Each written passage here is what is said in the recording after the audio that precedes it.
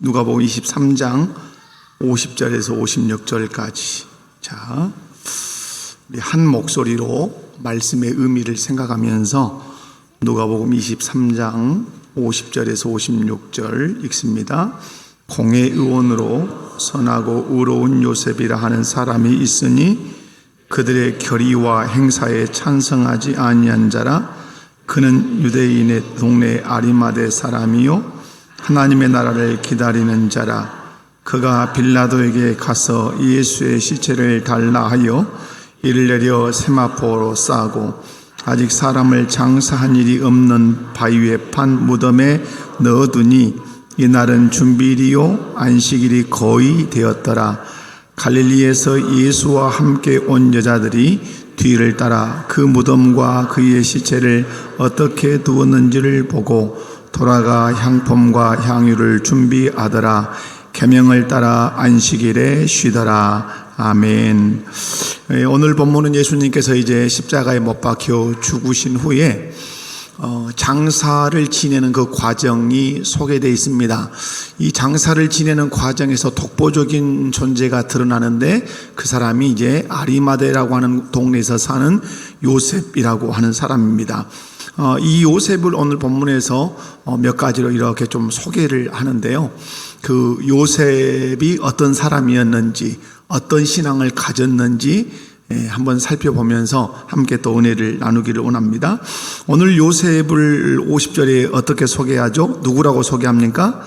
공의 의원이다. 성경을 보시고, 자, 50절에 요셉을 누구로 소개합니까? 공의 의원으로 선하고 의로운 요셉이라는 사람이 있으니, 그러면서 요셉을 누구다? 공의 의원이다. 이렇게 얘기하죠. 우리도 의원들이 있죠. 시의원도 있고 도의원도 있고 국회의원도 있습니다. 유대 땅에도 의원들이 있었습니다. 그 의원을 이제 산헤드린 공의의 의원이다 이렇게 얘기합니다. 여러분, 산헤드린 공의라는 것은 예수님이 활동하던 시대는 어느 나라가 지금 이스라엘을 지배하고 있습니까?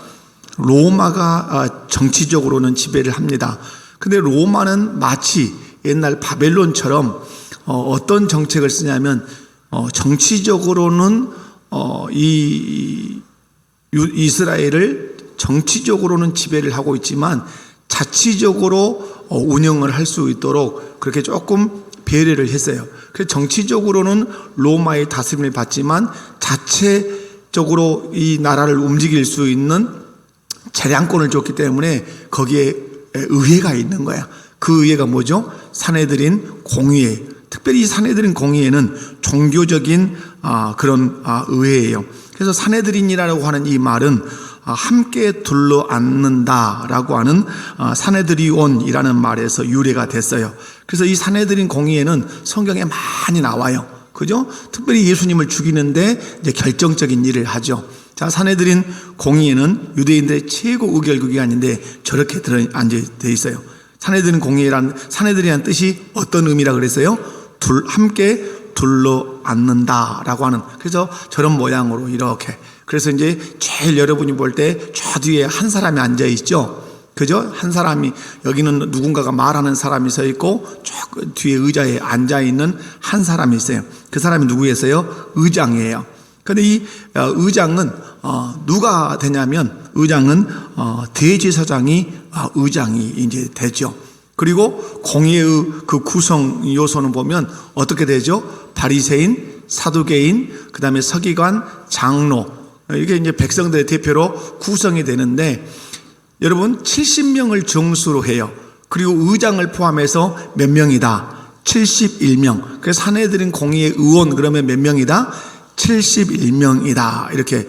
여기에는 율법학자도 있고 또 아까 얘기한 것처럼 바리새인, 사두개인. 그런데 정치적인, 우리가 바리새인 얘기를 많이 성경에서 듣지요. 그러나 예수님 당시 정치적인 실세는 바리새파가 아니라 어느 파다? 사두개파예요. 사두개파는 우리 신앙의 정서와 맞습니까? 틀립니까? 틀려요. 사두개파의 신앙 정서는 뭐죠? 영적 세계를 부정해요. 특별히 뭘 부정하죠? 부활을 부정해요. 부활을 부정했기 때문에 예수님께 던진 질문이 있어요. 계대 결혼에 대한 질문. 형제가 7이 있는데 큰형님이 죽으면 둘째 동생이 들어가서 형수와 아이를 가져야 되는 아이를 못 갖고 해서 다 죽었다면 천국에서는 이 여인이 또 누구의 부인입니까? 그렇게 예수님께서 질타하시죠. 너희는 천국도 모르고 아무것도 너희는 영생도 모르고 모르는 무식쟁이들 아니냐. 그곳에서는 남성 여성 이런 게 없다, 이렇게 이제 말씀을 하셨죠. 그래서 여러분, 사내들인 공예라고 하는 것을 여러분 우리가 복음서를 통해서 많이 듣고 또 심지어는 사도행전에서 이렇게 이제 보잖아요. 그럼 이 사내들인 공예가 정수가 70명에서 의장에서 71명이란 말이에요. 그래서 유대 나라의 모든 것들을 결정해요. 이 식민지에 있지만은. 그럼 이 사내들은 공예가 어떤 역할들을 하느냐 할 때 한 9가지 정도가 있는데 하나씩 눈에 보이시니까 한번 한쪽이 또 깨져 있는 것 같은데 한번 읽어봅니다. 시작. 신약시대 유대인들을 통치하는 최고위의 기관이었다. 그러니까 신약시대 유대인들은 로마가 통치하지만 실제적으로 정신적으로 종교적으로 누가 통치한다? 이 사내들인 공예가 다스리는 최고의회 기관이에요. 최고의회 기관이라는 말은 최고 결정기관이라는 뜻이에요. 두 번째는 유대법에 관한 문제들을 최종적으로 다루는 최고법정이다. 유대법은 어디에 근거하는 거죠? 율법에 근거하니까 그걸 다루는 최고의 법정이고, 그 다음에 뭘 가지고 있어요? 자체. 그러니까 여러분, 예수님이 잡혀가실 때 로마 군병에게 잡혀갔다만 생각하시면 안 돼요. 여러분이 예수님께서 겟세마네 동산에서 기도하실 때 예수님을 잡아갔던 사람들이 누구죠? 대제사장의 군병들이에요. 그리고 이제 예수님을 십자가에 못박으로 끌고 갈 때는 로마의 군병들이 이렇게 끌고 가죠. 그래서 여러분, 자체 군대를 가지고 있었다 하는 사실을 기억하실 필요가 있고요. 그 다음에 예수님의 그 죽으시고 나서 무덤에 묻히셨을 때 거기를 지키는 사람들도 누구예요? 대제사장의 군사들이 지키고 있었다는 사실도 좀 유념하실 필요가 있을 것 같습니다. 자, 네 번째는 뭐죠? 참된 선지자와 거짓 선지자를 가려내는 일을 했다, 이렇게. 자, 다섯 번째는 사람들이 신성모독죄를 지었는지 여부를 가려내는 일을 한다. 그래서 예수님도 이 부분을 가지고 이제 걸었지 않습니까? 여섯 번째는 뭐죠? 시작. 유대인의 재반상에 대해서는 자문의 역할을 했다. 그래서 자문해 준다는 거죠. 일곱 번째, 유대 민족이 실질적인 독립을 쟁취하지 못하고 있었던 때에는 일종의 중앙정부의 성격을 띠고 있었다. 그죠? 여덟 번째, 율법 해석에 관계된 사건에 대해서는 최종적인 판결을 내렸다. 율법을 해석할 때 그것을 사내들은 공의가 최종적으로 이거다라고 답을 내려줬다, 이 말이죠. 아홉 번째 중요하죠. 형사사건의 경우에는 로마 총독의 동의하에서 처형했다. 자, 여러분, 이 말이 뭐냐면 유대 법에는 사람을 죽일 수 있는 권리가 있다 없다? 없어요. 그러니까 로마가 압제할 때도 이 유대 나라를 자치적으로 운영할 수 있도록 했지만은 사람을 죽일 수 있는 권리는 이 사내들은 공의에 줬다 주지 않았다? 주지 않아요. 그래서 뒤에서 이제 설명이 될지 모르겠지만은, 그래서 사내들인 공의가 예수님을 죽이기로는 결의는 해요. 그러나 자기 힘으로 죽일 수 있는 그 어떤 장치가 없으니까 어디를 의지해야 돼요? 처형은 항상 어디가 해요? 로마가 한단 말. 그러니까 로마에다가 이제 맡기려고 하는데 로마 정부에서는 뭘 요구하죠? 그를 죽여야 하는 형법의 증거를 요구하죠. 그런데 증거를 아무리 빌라도에게 제시를 해도 그 증거가 예수님을 죽여야 할 근거가 있어요, 없어요? 그러니까 계속 손을 씻으면서 나는 예수의 죽음과 무죄하다고 빌라도가 그렇게 얘기를 하는 거예요. 그럼에도 불구하고 이제 죽이는 걸 보죠. 자, 그래서 오늘 사내들인 공의의 의원 이 요셉만 사내들인 공의의 의원이 아니죠. 자, 약간 팁으로 지나가면 예수님 아주 성경의 요절을 말씀하죠. 하나님이 세상을 이처럼 사랑하사 독생자를 주셨으니 이는 저를 믿는 자만 멸망하지 않고 영생을 얻게 하려 하심이라. 누구와의 대화 속에서 이 말씀하시죠? 누구와의 대화 속에서? 이러는 거예요. 니고데모와의 대화 속에서 이 얘기가 나와요. 자, 이 니고데모는 사내들인 공의의 의원이었어요. 그런데 사람들이 두려워서 예수님을 언제 찾아왔어요? 밤중에 찾아왔어요. 그래서 이 신비한 질문들을 하는 거예요. 그래서 예수님이 말씀하죠. 거듭나면 하나님 나라 본다. 거듭나면 하나님 나라에 들어간다. 그러니까 니고데모가 물어보죠. 엄마의 모태로 내가 다시 들어갔다 나와야 거듭납니까? 그 예수님이 이 바보야, 네가 사내들은 공의의 의원도 되고 네가 학자 같은 사람이면서 불구하고 그렇게 어리석냐? 물과 성령으로 나지 아니하면, 그래서 거듭난다는 말은 뭐로 나는 거다? 물과 성령으로 나는 거다. 물과 성령으로 나면 하나님 나라를 보고 하나님 나라에 들어갈 수 있다. 그러시면서 그 요한복음에서 아주 귀중한 영접하는 자 곧 그 이름을 믿는 자, 이 부분을 뛰어넘어서 이제 하나님이 세상을 이처럼 사랑하사, 이 말씀을 누구와의 대화 속에서, 사내들인 공의의 의원이었던 니고데모와의 대화 속에서 해요. 그리고 이 니고데모가 어디서 등장하죠? 쭉 사라졌다가 예수님 죽으신 이후에 아리마대 요셉과 함께 등장을 해요. 아리마대 사람 요셉이 뭘 내놓으니까, 무덤을 내놓으니까 니고데모는 뭘 내놓죠? 향품을 내놓아서 예수님 장례를 딱 치른단 말이에요.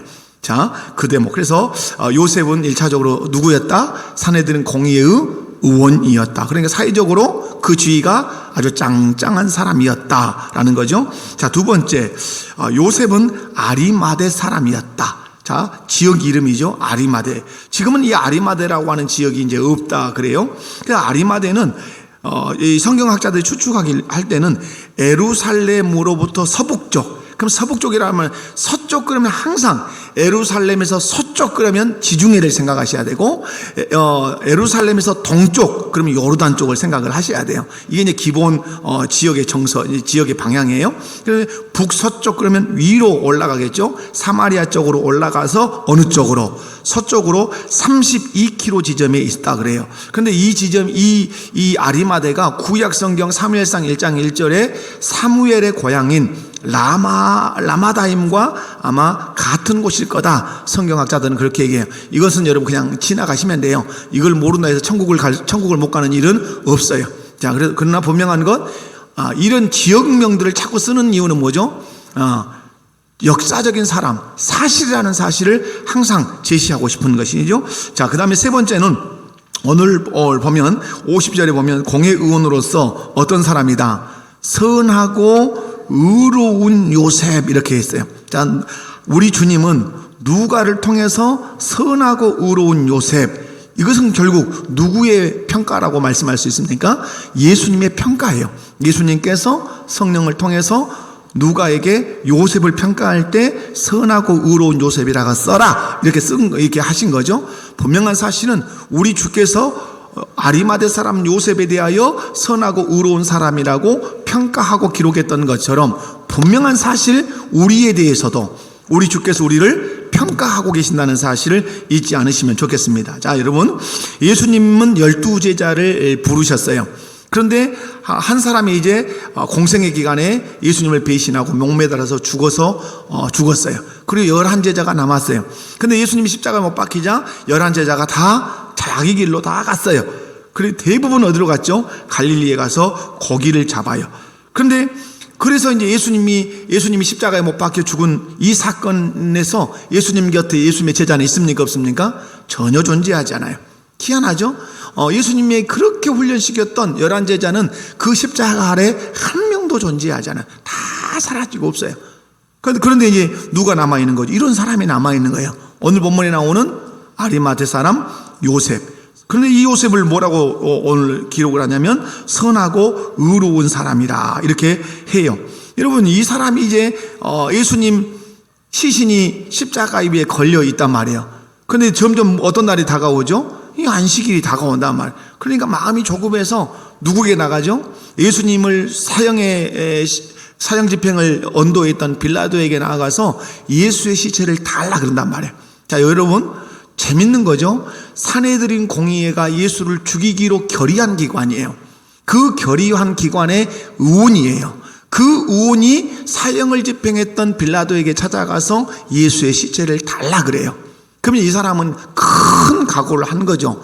사내들인 공의회로부터 의원의 자격을 박탈당할 수 있는 위험성이 있고, 그리고 유대 공동체로부터, 그들의 유대 공동체로부터 따돌림을 당할 수 있는 위험성도 있고, 더 심각한 것은 예수님처럼 죽여버릴 수 있는, 죽임을 당할 수 있는 위험성도 있는 거예요.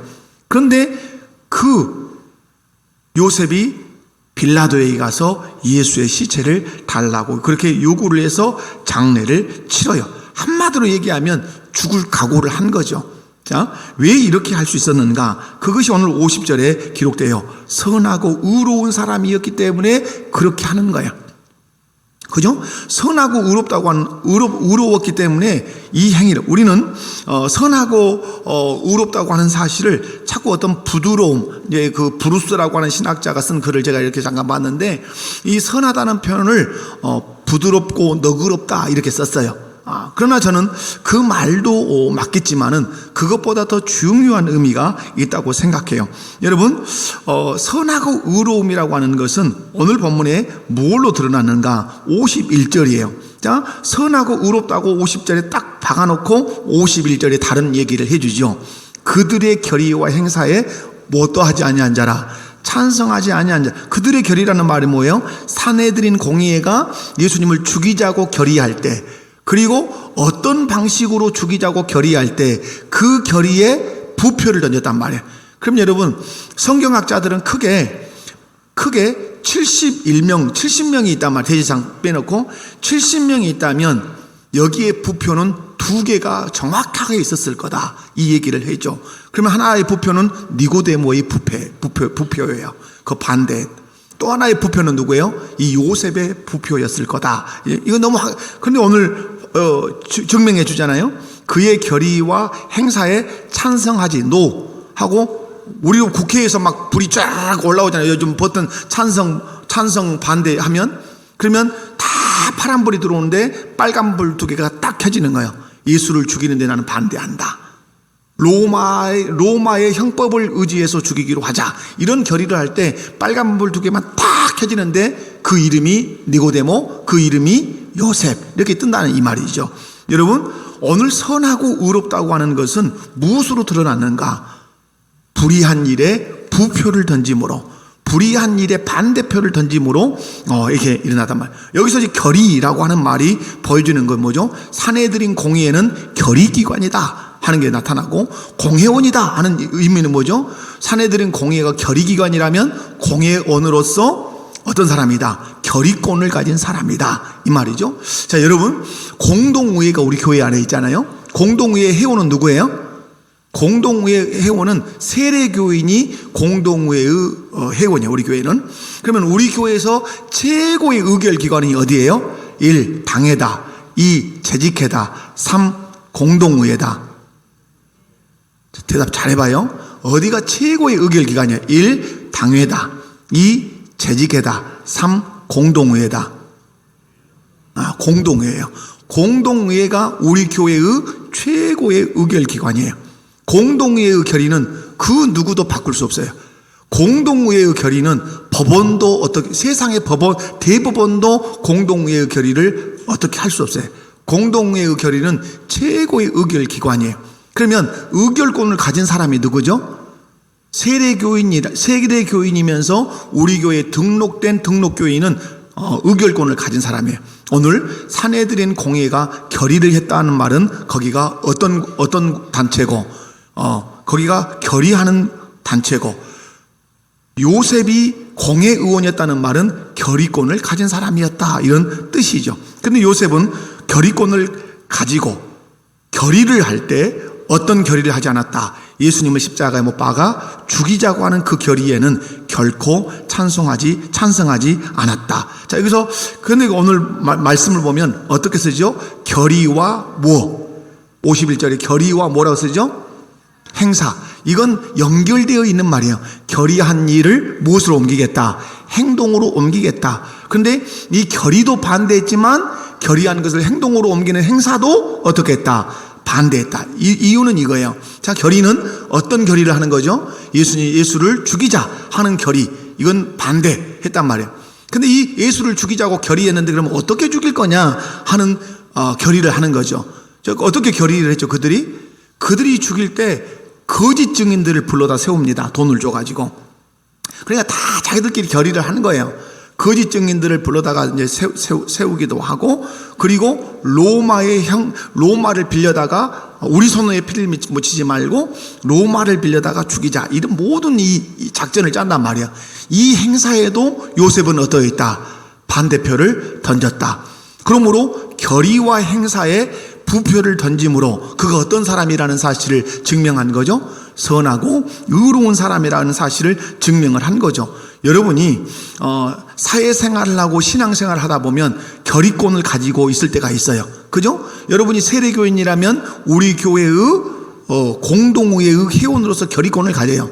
그럼 공동의회가 결의하는 것들이 뭐죠? 1년 예산을 결정하죠. 공동의회에서. 그 다음에 뭐죠? 중직자를 세울 때 장로님, 안수집사님, 권사님, 그 다음에 목사 청빙할 때 여기에 결의를 할 수 있는 것이죠. 그죠? 그 다음에 교단을 옮길 때 이런 결의도 할 수 있는 것이죠.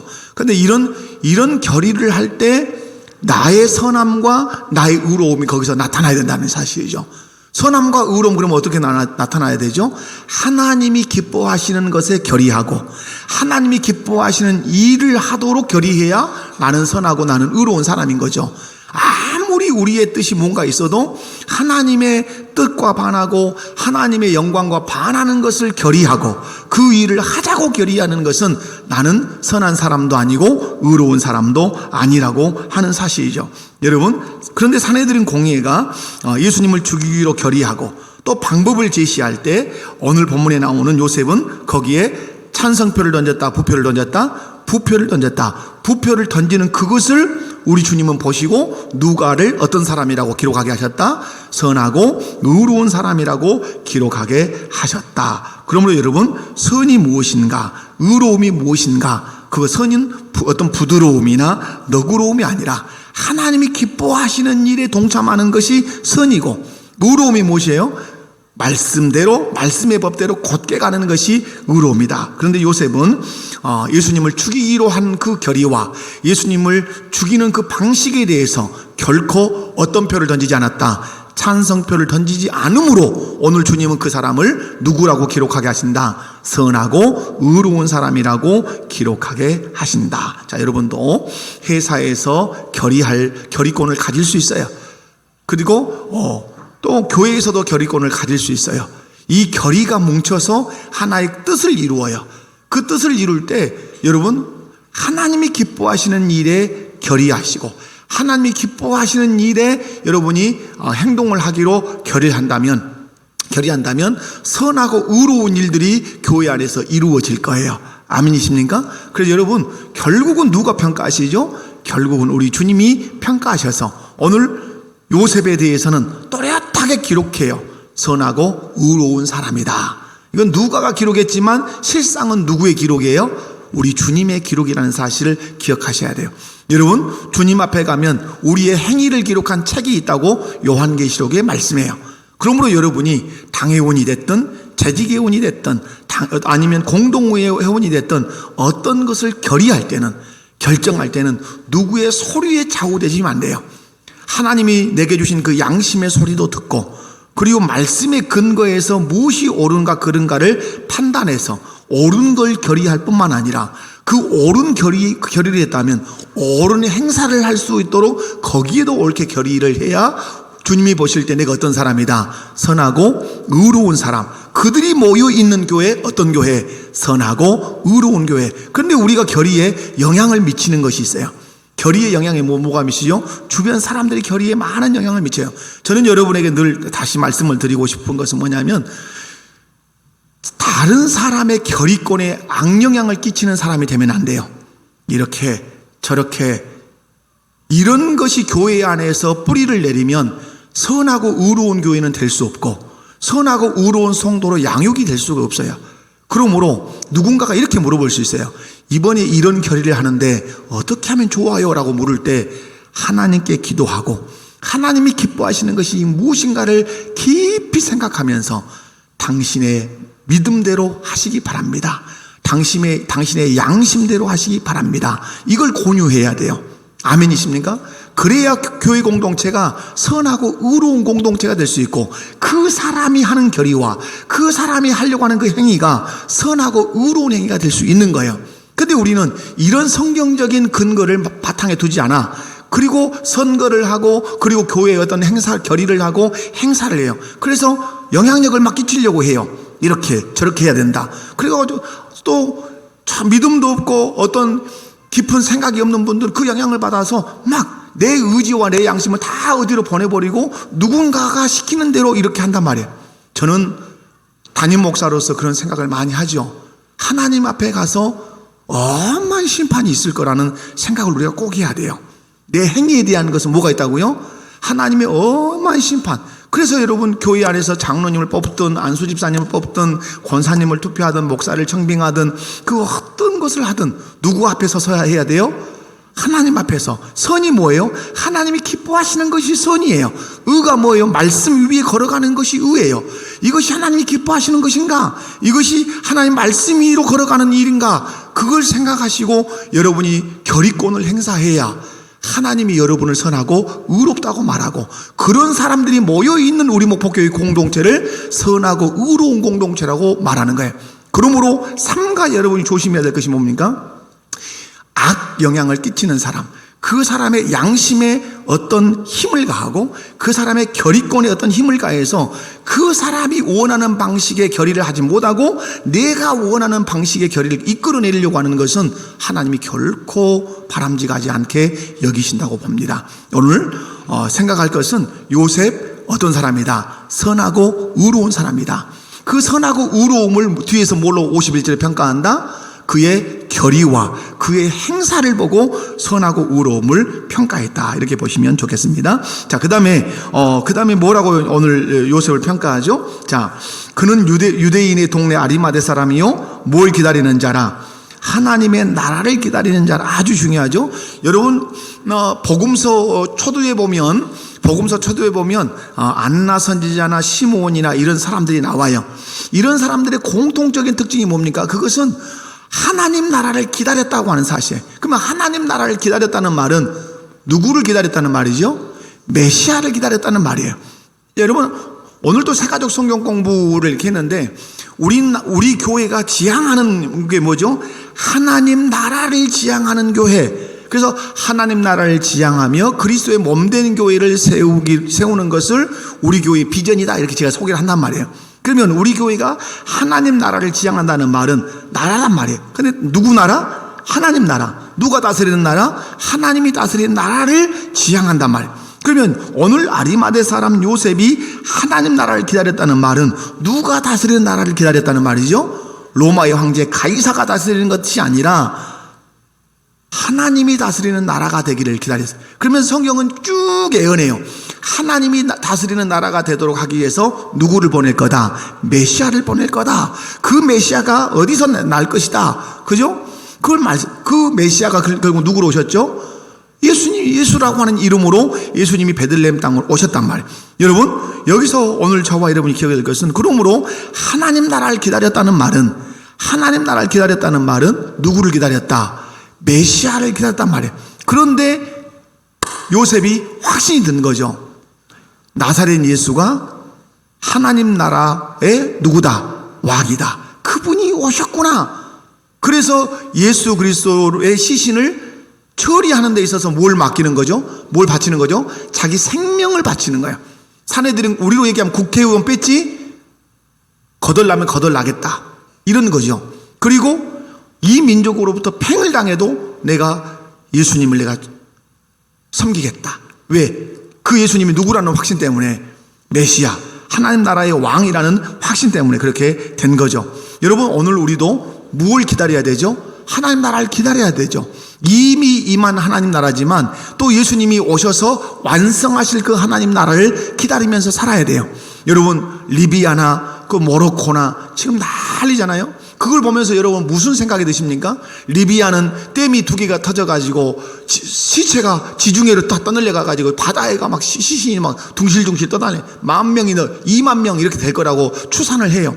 그리고 그 나라의 정부의 지도자가 하는 말, 우리는 복구할 힘 자체가 없다, 도와달라, 이렇게 한단 말이에요.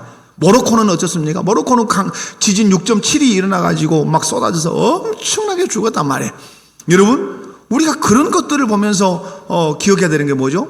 아, 말세가 점점 다가오고 있구나. 이런 자연의 재해들이 더 심각하게 요동을 치고 막 있잖아요.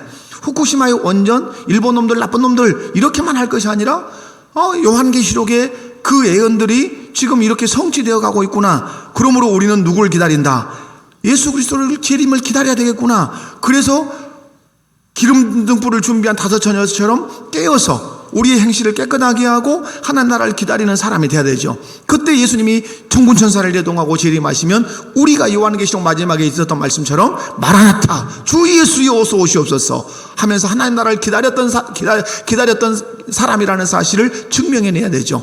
사랑하는 성도 여러분, 오늘 아리마대 사람 요셉은 어디를 기다렸다? 하나님 나라를 기다렸다. 모든 사람들이 절망과 비탄 가운데 빠지는 그 순간에도 아리마대 사람 요셉은 약속에 대한 믿음을 잃지 않고 예수 그리스도가 하나님 나라의 왕이심을 굳게 믿고 그의 시신을 내려오는 것을 볼 수가 있습니다. 자, 마지막 하나 더 살필 수 있는 것은 그겁니다. 오늘 본문을 통해서 찾을 수 있는 것은 이제 그거 사복음서를 통해 찾을 수 있는 건데요.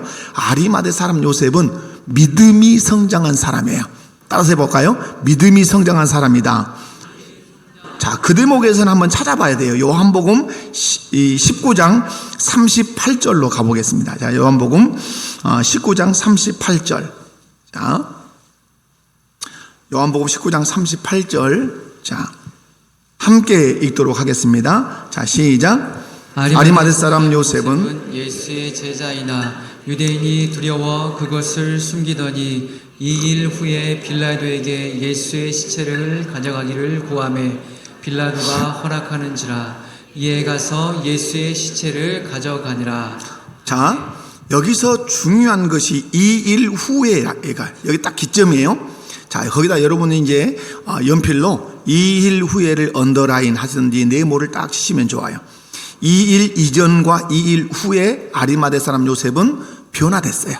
자, 그러면 기점이 뭐라고요? 십자가 이전과 십자가 이후예요. 자, 십자가 이전 그 앞에죠. 아리마대 사람 요셉은 누구의 제자이나 그는 근본적으로 예수님을 따랐어요. 그러나 유대인이 두려워 제자인 것을 어떻게 살았다? 숨기며. 오늘 난예배로 말씀으로 얘기하면 복음을 부끄러워하고 예수를 부끄러워해서 자기가 예수 믿는 사람인 것을 꼭꼭 숨기면서 살았어요. 그래가지고 교회에 올 때도 성경책을 그냥 들고 오기 어려우니까 검정 비닐봉지에다 담아 갖고 왔어요. 이런 사람이라 이 말이에요. 그죠? 여러분, 의외로 성경 가방이라고 하는 것이 있는 이유가 뭔지 아십니까? 성경을 들고 다니기가 좀 창피하니까 성경 가방에 넣어 갖고 다닌대요. 믿거나 말거나. 여러분, 그렇지 않다고 말할 수 있을까요? 뭐 그렇지 않다고 말할 수도 있지만 그렇다고 말할 수도 있어요. 자, 어쩌든지 간에. 자, 자기가 예수님의 제자임에도 불구하고 유대인이 두려워 그걸 딱 숨겼어요. 그런데 2일 후에 십자가 사건 이후에는 어떻게 됐어요? 빌라도에게 예수의 시체를 가져가기를 구하며, 이 말은 숨겼던 자신의 신앙을 이제는 어떠세요? 오픈하는 거예요. 공개했다면 나 예수 믿는 사람이다. 이렇게 죽이려면 죽여라. 이렇게 된 거란 말이에요. 성경책을 검정 비닐봉지에 싸가지고 들고 왔던 사람이 성경 비닐봉지를 버리고 성경책을 탁 끼고 나 예수 믿는 사람이야. 성경 말씀을 내 삶의 원리로 삼고 사는 사람이야. 나한테 침을 뱉으려면 뱉어라. 욕을 하려면 해라. 하고 성경책을 탁 끼고 딱 가는 사람이 됐다 이 말이에요. 여러분, 여기서 보는 게 뭐죠? 믿음은 어떤 것이다? 성장하는 것이다. 왜? 믿음은 생명이기 때문에 그래요. 여러분, 우리가 오늘 복음을 부끄러워하는 사람일 수 있어요. 예수를 부끄러워하는 사람일 수 있어요. 아리마대 사람 요셉처럼 예수 믿는 것, 예수의 제자인 것을, 우리 목포교회 성도인 것을 꼭꼭 숨기면서 살 수 있어요. 그러나 무엇을 만나면, 십자가에 못 박히신 예수님을 만나면 그 허물을 벗고 당당한 믿음의 사람으로 성장할 수 있어요. 그러면 오늘 우리에게 내려진 숙제가 무엇입니까? 십자가에 못 박히신 예수를 만나라는 것이죠. 십자가에 못 박히신 예수를 만나기 전에는 숨어 사는 신자가 되는 거예요. 저희 어머니가 별명이 밤신자예요. 밤중신자였어요. 밤중신자. 밤에만 가요. 밤에만. 근데 저희 어머니는 밤에만 갈 수밖에 없는 이유가 있어요. 왜? 시아버지가 싫어하니까. 시아버지가 아주 유교적인 색채가 너무 강해. 근데 위로 자식이 둘이 딱 죽으니까 겁이 난 거예요. 아들을 하나 낳았는데 이 아들이 또 죽으면 어떨까?